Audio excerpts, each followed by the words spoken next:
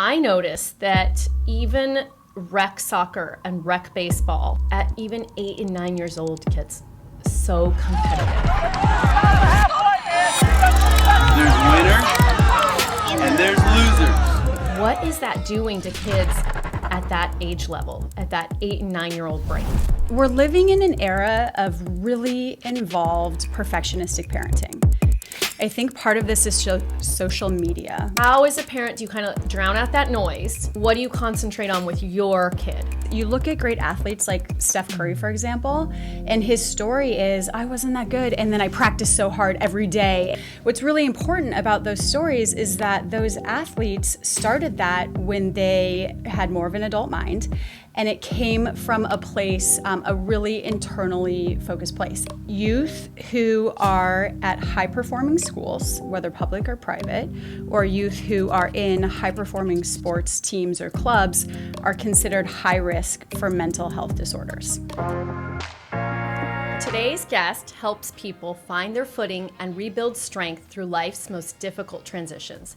Welcome Jess Decker, a licensed clinical mental health therapist with over a decade of experience supporting individuals, especially young adults, through trauma, anxiety, and the stressors of a fast-paced culture. Known for her direct yet compassionate style, she integrates evidence-based therapies like EMDR and internal family systems with a holistic mind-body approach. Beyond her clinical work, Jess is deeply committed to her profession, serving as a supervisor, educator, and leader in the counseling community. Her work empowers clients to recognize patterns confronting limiting beliefs and cultivate peace, resilience, and joy in everyday life. Hi, Jess. I'm so excited we get to do this together. Hi, Pam. Thank you for having me. I feel so seen, all of me professionally. I love it. We're already starting with the mental health lingo. Yes, thank you for validating me in everything that I do. I love it. So I am especially excited about this episode because I talk a lot with adult professionals and athletes in my office and young kids, and I see a lot of sports injuries in my office. And the thing that I don't think I realized back when I was doing orthopedic residency and I wanted to be an orthopedic surgeon and work with athletes is the mental game associated with it, that there is so much mental toughness that has to come with it. And even me as a physician, I have to talk them through that when I'm telling them about an injury. So can you tell me what you're seeing in sort of today's world? We have this dichotomy where we have athletes that are doing, they're part of like 5 different teams, not just one anymore. Yeah. And then also there's kids that are stuck on screens and video games and social media. So let's start with the athletes. Mm-hmm. Really great question. So pertinent to young people today. And what's really interesting that I think a lot of people don't know is that youth who are at high-performing schools, whether public or private, or youth who are in high-performing sports teams or clubs are considered high risk for mental health disorders. So typically when we think high risk, we think, kids growing up in poverty or kids growing up with an incarcerated parent. There's a lot of data, a lot of research on this. And there is this whole group of children, really, all the way through adolescence and young adulthood, who come from a tremendous amount of privilege, but also live in like a hot pot environment that's really stressful. And their rates of anxiety, depression, burnout are twofold.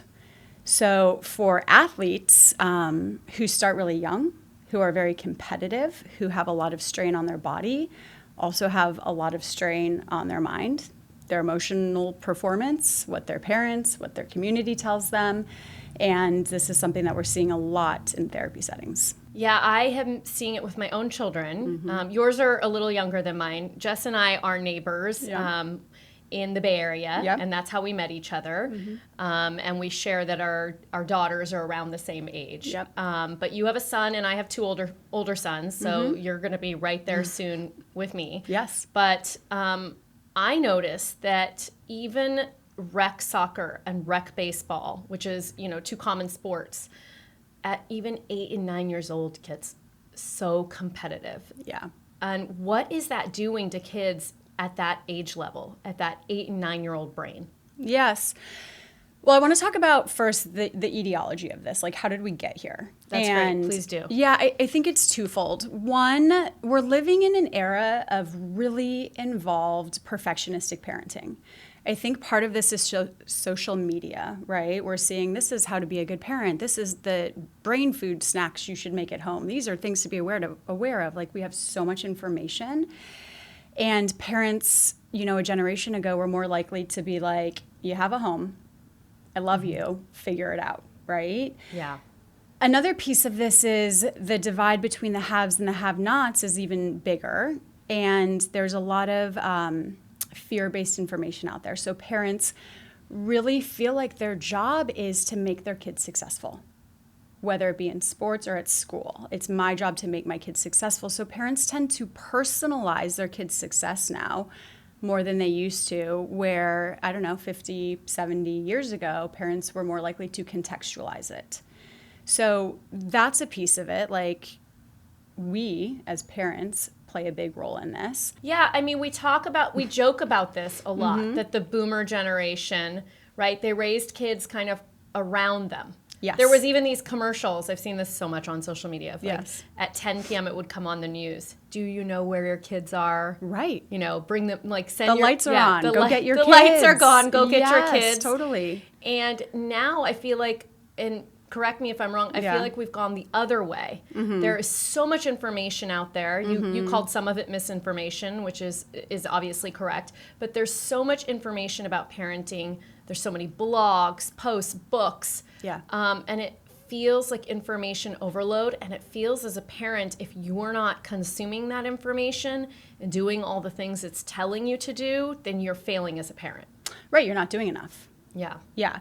And so what's the balance? What's the healthy balance between that boomer generation where I feel personally like they just didn't know better? I don't think there was any malintention there, but they didn't know any better. And now this generation of parenting where we do know better. And so we're almost in essence like coddling our kids a little bit more and trying to solve their problems for them. And as you said, with the haves and the have-nots, if you have, you are just setting them up for success, quotes, which may not turn into real success. Yeah. So how do we find that balance? I think we've really lost sight of who our kids are.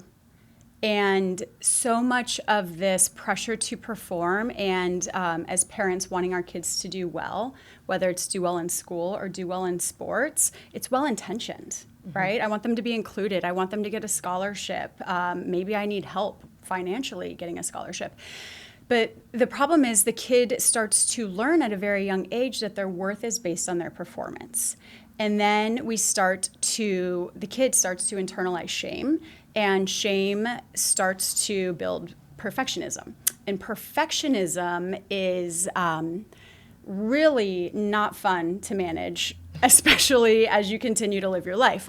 So all of that is to say that I think how we manage this as parents is we delight in our children for who they are, not what they do, and we need to co-regulate. So, as parents living in the Bay Area, we know that kids soccer at 6 is going to be competitive. There will be parents yelling on the sidelines. We know that school will be competitive. Kids have their colleges picked out by 7th grade. So our job is to counterbalance that by having play at home, free time at home, having conversations with our kids that aren't related to grades, that aren't related to performance. What was your favorite thing at lunch today? I like that. Right? Tell me something that felt exciting. Yeah, those are nice open-ended questions too, because as I see with my boys, it's fine, good, I don't remember. That's what I'm getting from them. Totally. And especially with boys as they get older, I always tell parents, do something with them, right? Okay. For a boy or a man to sit and talk like this, it's just not happening. And even in therapy, if I am doing therapy with adolescent boys, we're walking usually, maybe shooting basketball hoops, if that's available. So can you go on a bike ride with your boys? And they will start talking. Can you go on a walk with them? They will start talking. Can you build something, paint something, anything? It's going to take a level of intimacy away. And boys, unfortunately, from a very young age, the intimacy piece can be a little overwhelming. Well, that's some great advice. I talk about how for my job, because I own my own practice, Yeah. and I talk a lot about designing my own life and Yeah. being there in the mornings and in the afternoon for pickup and drop off. I'm not the fun parent like my husband. All the stuff you said, it sounds really fun. Yeah. But I am the parent that does a lot of the driving of the kids around and the carpools Yes. for their friends. And I actually love that because that's when I get to hear them laugh and play in the back seat, and they'll start telling me little pieces of their day, or I'll hear them talking to their friends. Yeah. And, I think at this age I can still kind of eavesdrop and like ask them some prompting questions. Yes. But that I have seen goes a really long way with my children. I love that you're bringing this up because the most important piece to having a resilient kid is having a safe space. And so a lot of times parents ask, like, how do I make my kid resilient, right? I'm going to put them in something hard and, they're going to come out resilient. But actually, the magic happens in the containment or attunement that allows the kid to come out of the hard situation knowing that they can handle it and they're going to be okay. And that's the parent that sits in the car and listens and maybe chimes in and says, oh my gosh, I love the way you thought about that. Or that was so fun hearing you and your friend riff on whatever. Whatever piece of attunement or containment that you give your children is actually a really big factor in allowing them to come out of whatever hardship is inevitable in their life, whether that be the performance on a soccer field or baseball field, and have this sense of ability. That's really important. I love that. I have been trying, because my kids are in travel baseball. They're only on one travel baseball team, but you'd be surprised, Jess. Like, there are kids on 2, 3, 4 travel baseball teams. I mean, outside of the orthopedic part of it, of like not having pitch counts and like overuse injuries, I just can't imagine that level of pressure. But I've started to, in the car ride on the way home, and I didn't come up with this on my own, I heard about it or I read about it, saying, I loved seeing you play today. Like, no matter what the outcome of the game is. I have one kid who is very competitive and emotional. I think you can figure out which one that one is. And he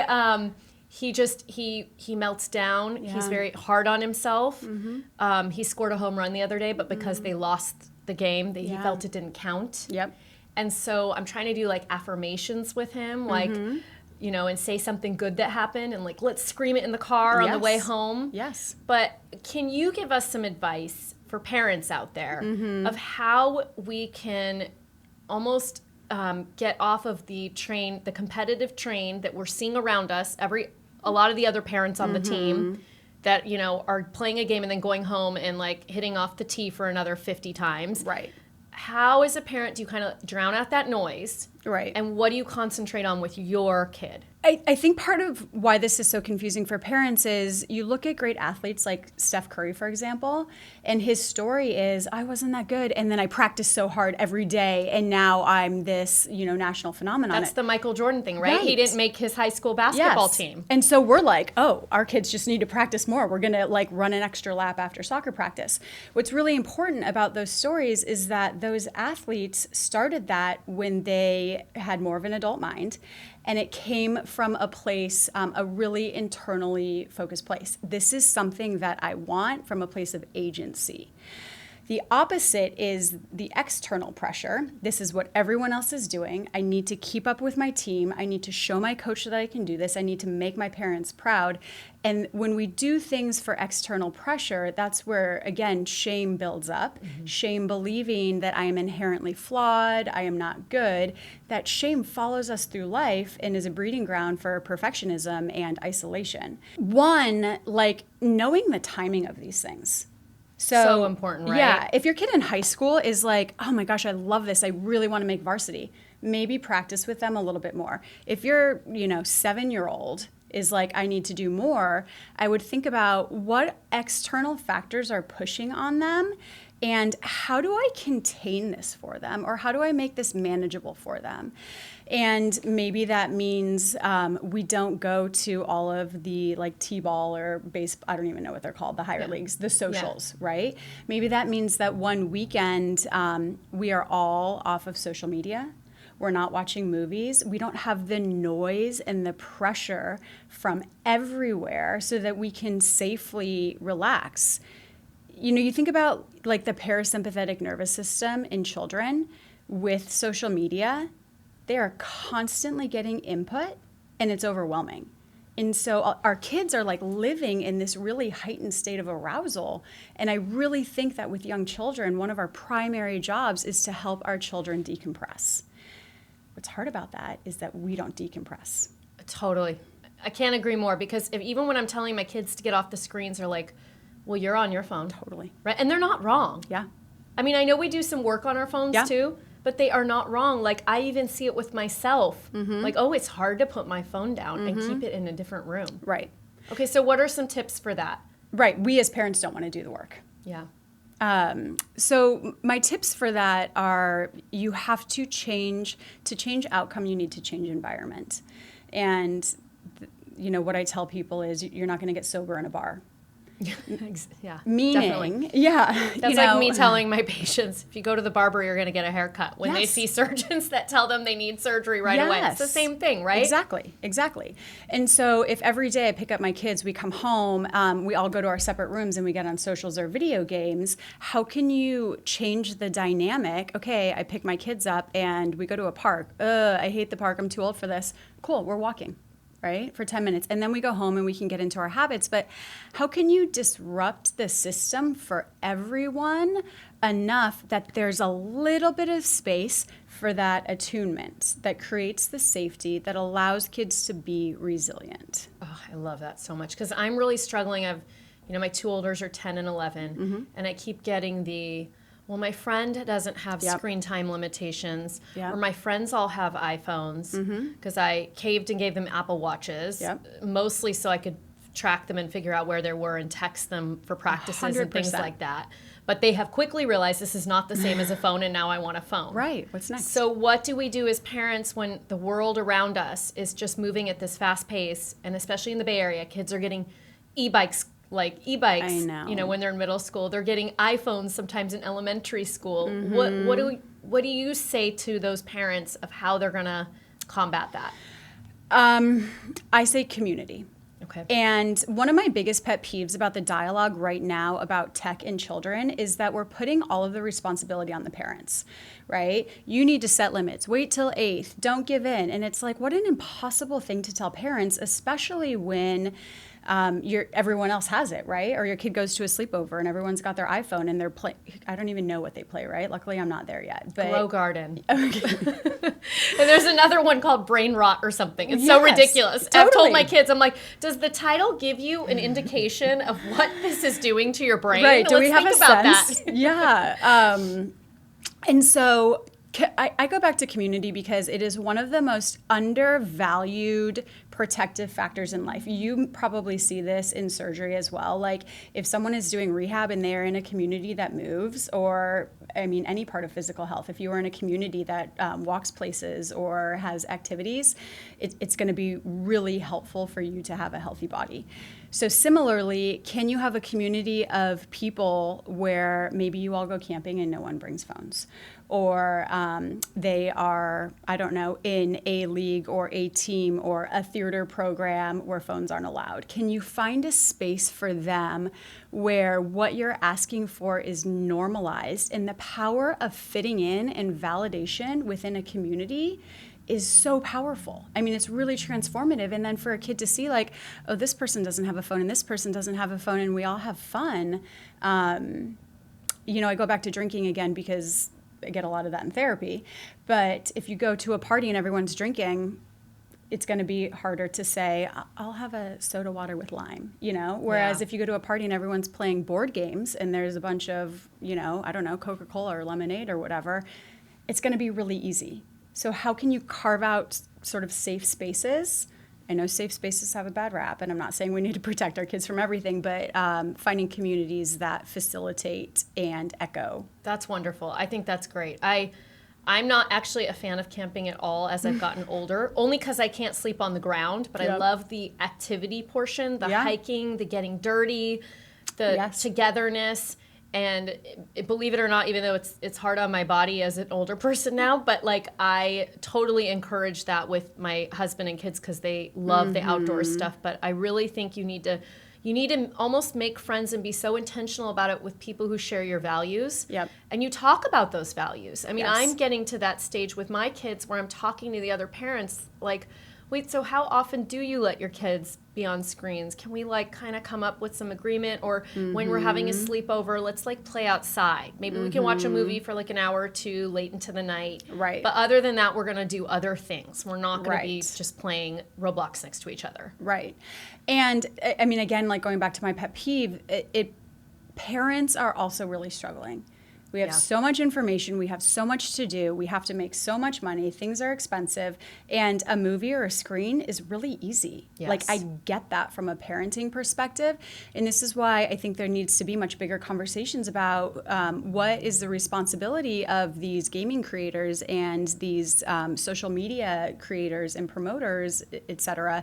Like, how do we have more safety measures for our kids so that it's not the parents saying, I'm not going to let you do this, but social media saying, you know what, this isn't actually safe for 13-year-olds, because it's not. Yeah. But we're fighting giants. No, but I love that you made that call out because I do think parents feel like, gosh, just another thing I have to like combat on my own. And it's tough. It is tough, especially as, you know, if you're working outside the home, even if you're working inside the home, you need a break. And so like you said, TV is easy. Right.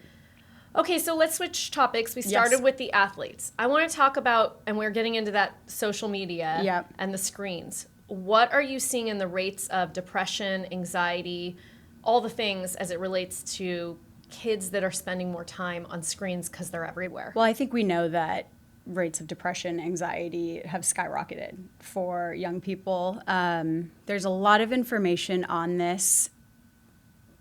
People tend to disagree on the why. You know, there's a lot of reasons why this might be the case. Screens certainly play a big role in this. You probably heard the quote, comparison is the thief of joy. And what happens when we go on our phones is we're comparing ourselves to everyone else. You know, there are points of genuine connection, but truly when I get on my Instagram, I'm seeing like 2% of the people I know, and it's influencers and advertisements mostly. Like the algorithm is set up that way. So if you think about it, when you went home from school 10 years ago? Thank you, Jess. I appreciate that. You had a safe space, meaning you didn't then get feedback saying, I have better grades than you, I'm thinner than you, I'm smarter than you, I'm not commenting on your post. It was safe because you got to let your guard down and really just be who you were. We don't have any spaces anymore where we are free from judgment, free from comparison. And similar to the resilience conversation about sports, our brains really need time to be bored. Yes. Boredom is lost right now. Totally. Yes. And that's a big problem. It worries me a lot with my kids. They have to be like engaged at all times. And I think about this a lot. I'm going on a tangent, but if you go to a doctor's office well, you're in the doctor's office all the time. Yeah. Any office where you're sitting and waiting, everyone has their phone out and is looking. And I play this little game with myself where if I'm waiting in line, I try to not pull out my phone and just kind of like be with wherever I am. And it is so hard to do.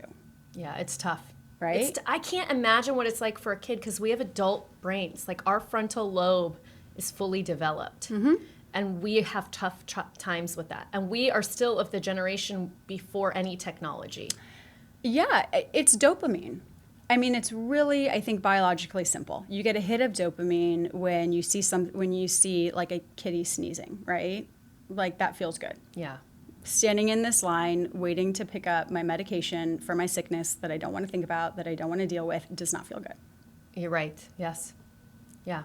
You distract your brain with things that feel good. Yes. So going back to the depression and anxiety in teenagers, a big piece of it is social media. I think an even bigger piece is the lack of social connection. So we believe that connection happens online, which it does a little bit, but there's something about being in a group, being needed in that group, having a role in that group, having social validation in a group that gives us a lot of worth. And having a sense of value, worth, and purpose is what leads to happiness. And something I like to think about is when we're parenting, we're not trying to facilitate happiness for our kids because happiness is fleeting. We're trying to facilitate value. Because if our kids feel valued and valuable, they will then feel happy. Oh, I love that. Does that make sense? No, I love that, especially because I feel like we say in our home, like, you know, be kind to people. And we do say we want you to be happy. Of course, because you do. But you really should, and my own therapist told me this, you should feel the full spectrum of emotion. Yes. And that comes with value, right? Because sometimes you're not always happy. In fact, we need to be unhappy to experience happiness. Yeah, otherwise you won't understand it properly. And if we're happy all the time, we're numb, right? If you're always getting that dopamine on social media or TV or whatever, you don't actually even feel it anymore, right? Your serotonin's just like washed out. Yeah. I mean, I'm not a neurologist, or Yeah. maybe you know more about serotonin than I do, but that's my understanding. Yeah. So going back to the sports, because I feel like we're there's too much on one side where it feels like, especially in the Bay Area, we feel like everything is performance, and then this other side where we don't want kids to be on their screens. We want this happy medium. We also want our kids to feel a sense of commitment. We don't want them to quit on hard days. So we're taking them away from the screens. We're building community. Here in this Bay Area, the community is partially going to be team sports. Yep. So tell me what you think is the right age to start solidifying, or focusing is the right word, on one sport, and how much is too much, and how do you start reading these signs of your kid maybe losing interest in that sport, and knowing whether that's because they're having a lot of bad days and it's hard right now, or they really are just disinterested. Right. So I would actually look at this from a family values perspective. So in our family of, to use my family, for example, of 4, where my partner travels, I work, how much time and energy do we have to be able to follow through on commitments, to get our kids to practice, and then to be able to talk to them after practice about what happened or what didn't happen or what they need, or have a sense of how they're doing. So like very baseline is what is actually a reasonable amount in our family, right? Because if I have 4 kids and I'm going to put them all into sports, I'm not actually really giving any of them probably the attention and the time that they need. So how can you be really intentional with your decisions? At a certain point, I've heard people say around 7 is when kids are going to pick an area or a sport that they prefer and to move forward with. I actually think it can happen much later. I think at 7, a lot of kids' preferences are going to be what their friends are doing. Absolutely. We live in a baseball community here. 100%. So a lot of kids are playing baseball for the community, which is great. Yep. But that doesn't necessarily mean that needs to be their sport and only sport. Yes. And kids are also going to be attracted to what they're good at. So if they hit a home run, I love baseball, right? Yes. It's way easier. Like humans, we love predictability. We love what we know. And so even if lacrosse looks cool to me, if I don't know if I'm any good at it, I'm probably not going to try it. And then to answer your question about when to push or when to back off, is that kind of what you were asking? Yeah, when to push and when to back off. I mean, I try to tell my kids we're not going to quit on a bad day. It was probably just coming also from my own experience in school. I've talked about this a lot on my socials. I was not someone, up until the end of college, I was fine, but med school was really hard for me. Residency was hard for me too, just the volume of information. Yep. And I would call my mom crying, I don't want to do this anymore. I'm done. And she would always say to me, I'm going to start crying. She would always say to me, that's fine. You can do whatever you want. I support you. I love you, but we're not going to quit today. So get some sleep. Yeah. Eat a good meal. Yeah. If I was in med school where close to my mom, obviously she'd bring me food, but residency, I was across the country. Get a good meal. Watch some, trash reality TV. Yes. And we'll talk about it in a day or two. Yes. And this is attunement. This is the safety. I hear you. I see you. Yes. Yeah. Thank you to moms. Thank you. Right? Yeah. Everywhere who get us through. Truly. I'm happy to have this conversation with you. And we're not making a decision from a place of fear or exhaustion. And so this is what I would say for the kid and the parent. You can have those discussions and make those decisions when you are both in a regulated place. So if the parent's having a bad day, the kid's having a bad day, yeah, we're not making decisions because my decision is coming from a place of fear and a place of exhaustion, not what we actually need in this moment. Sure, yeah. That makes a lot of sense. Okay, so I want to switch gears here and talk about mental health during injury or having surgery. In orthopedics, something that's tough for patients to understand is once the injury happened, the break of the bone, the tear of the meniscus or ACL, they're on a different trajectory. Yeah. Regardless of whether we're going to do surgery, no surgery, we are on a different trajectory. Yep. There is nothing that we can do to take back that moment. Yep. And that is so tough for people to understand. Yep. When I have worked with folks, I'm thinking of a high school age student going to play D1 football, tore something in his knee, right? And what we had to spend, or what we got to spend a lot of time on, was actually grief work. So I call it grieving the gap. Our expectation is here, right? I'm going to be a D1 college athlete. Maybe you still will be, right? I tear this and I miss all of the summer tryouts to get, I don't even know what it's called, where the colleges sign you on or whatever. Grieving my expectation and my reality. Making time for grief. Grief is a very demanding partner. If we don't make time for it, it's going to show up, when we're watching a movie or having a conversation or driving in the car. So, one, grieving that, and then two, building the foundations for the next chapter that could be even better than the original expectations. And thinking of that as post-traumatic resilience. We see this a lot emotionally. We see it a lot physically. It is certainly an option if the foundation and groundwork and settings are there to support that. I love that. The grieving gap. Mm-hmm. And also building a foundation for a new trajectory. Yes. Because I often see in my own office, I'm barely talking about the injury because I can see that their head is spinning. Mm-hmm. And as you said, I just had yesterday a kid that is in 9th grade at a very prominent private school in this area. Sports is huge. Yep. Tore his ACL, his lateral meniscus, and now can't try out for basketball. He's been training his entire middle school and elementary school, quote unquote, career for this moment. Mm-hmm. And he cannot do it now. Right. And I can talk to them about the injury, the surgery, the recovery, timing of surgery, but all that's going on in their head is that they can't now try out. And so that's a really tough thing for people to accept. Yep. Yeah, and so rewind to the conversation we had earlier about the importance of not making sports everything from an early age, because then my identity is entirely sports, and then when inevitably I get injured, it's inevitable, right? I mean, if you play sports enough, hopefully it's not a huge injury, but I don't know, maybe I'm wrong. Maybe some people play sports their whole life, but I think something will happen inevitably. Having that not be tied to your entire identity and well-being. And then really having space for it and moving forward with community, physical therapy, the little wins.